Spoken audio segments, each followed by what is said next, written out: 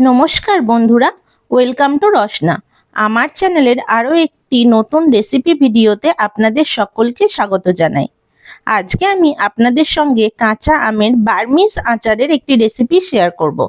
কোনো প্রকার রোদে দেওয়ার ঝামেলা ছাড়াই এই অসাধারণ খেতে আমের আচারটি আপনারা খুব সহজেই বাড়িতে বানিয়ে নিতে পারবেন। এই আচারটা বানানোর জন্য আমি এখানে 1 কেজি কাঁচা আম নিয়ে নিয়েছি। আমটা বেশ একটু বড় সাইজের নিয়ে নিয়েছি। আপনারা খেয়াল রাখবেন আমটার ভেতরে আটিটা যেন একটু শক্ত হয়। এই আচারের জন্য আটিটার শক্ত হওয়া খুবই প্রয়োজন। আমের আটি বা গুটুলিটা যদি শক্ত না হয় তাহলে আমের আচারটা তৈরির সময় আমগুলো কিন্তু পুরো গলে যাবে। আমি সমস্ত আমগুলোকে খুব ভালো করে পরিষ্কার জল দিয়ে ধুয়ে নিচ্ছি।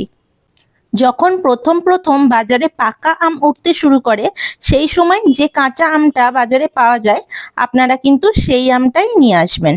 আমগুলো সমস্ত আমার খুব ভালো করে ধোয়া হয়ে গেছে। এবার আমের গাগুলো আমি একটা টিস্যু পেপার দিয়ে শুকনো করে মুছে নিচ্ছি।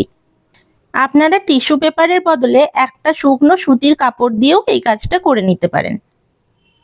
সব আমগুলোকে আমি শুকনো করে মুছে নিয়েছি।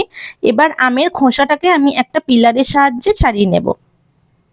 প্রথমেই আমের বোঁটাটাকে একটা ছুরির সাহায্যে কেটে নিয়ে খুব হালকা করে পিলারের সাহায্যে গা থেকে খোসাটা বাদ দিয়ে দিচ্ছি। আপনারা চাইলে আমের এই আচারটা কিন্তু খোসা সমেতও করতে পারেন, তাতে দেখতেও সুন্দর লাগবে। এক এক করে সমস্ত আমের খোসাগুলোই আমার ছাড়ানো কমপ্লিট হয়ে গেছে। এবার সমস্ত আমগুলোকে আমি অর্ধেক করে কেটে নেব। আমের আটিগুলো যেহেতু খুবই শক্ত ছিল তাই আমগুলোকে ছুরির সাহায্যে অর্ধেক করতে পারিনি। আমি একটা বঁটির সাহায্যে আমগুলোকে কেটে নিয়েছি। আমগুলোকে অর্ধেক করে কেটে নিয়ে আমের ভিতরের বীজ বা কুঁইটাকে আমি একটা ছুরির সাহায্যে তুলে ফেলে দিচ্ছি। এবার অর্ধেক করা আমগুলোর গায়ে ছুরির সাহায্যে পাতলা করে কাট দিয়ে নেব। আপনারা চাইলে আপনাদের ইচ্ছে মতো যে কোনো শেপেই আমগুলোকে কাটতে পারেন।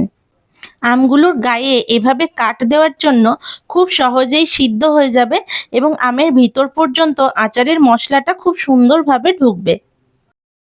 আমের এই বার্মিজ আচারটা বানানোর জন্য আমটা একটু বড় সাইজ করেই কাটার চেষ্টা করবেন।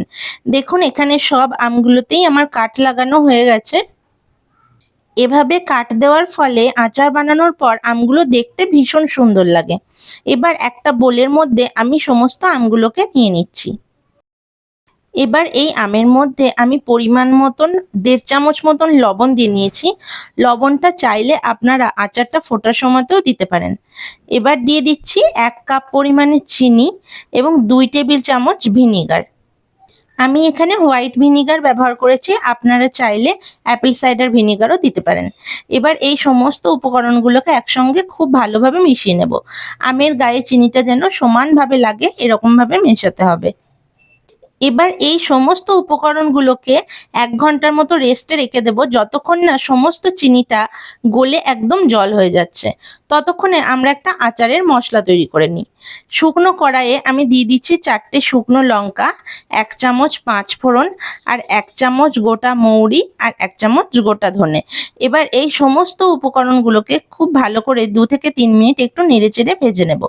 যেই খুব সুন্দর একটা সুগন্ধ বেরোবে তখন কড়াইটা নামিয়ে নিয়ে একটা মিক্সির জারে নিয়ে এটাকে একটু দরদরা করে পিষে নেব।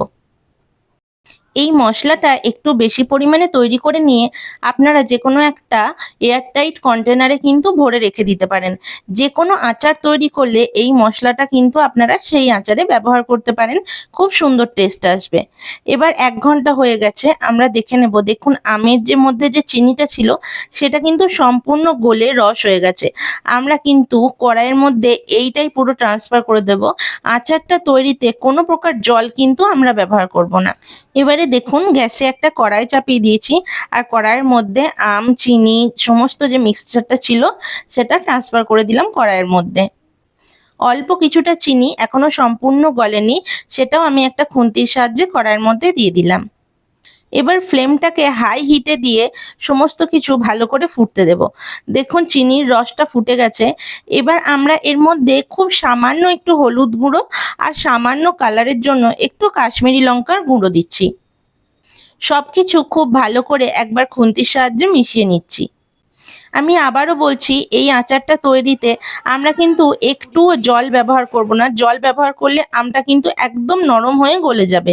আমরা যে চিনির রসটা দিয়ে ফোটাচ্ছি সেটাতেই কিন্তু আমটা সম্পূর্ণ সেদ্ধ হয়ে যাবে আর আমের মধ্যে একটা শক্ত ভাবও চলে আসবে। লো টু মিডিয়াম হিটে একটা ঢাকা দিয়ে আমরা এটাকে 10 মিনিট মতন ফুটতে দেব।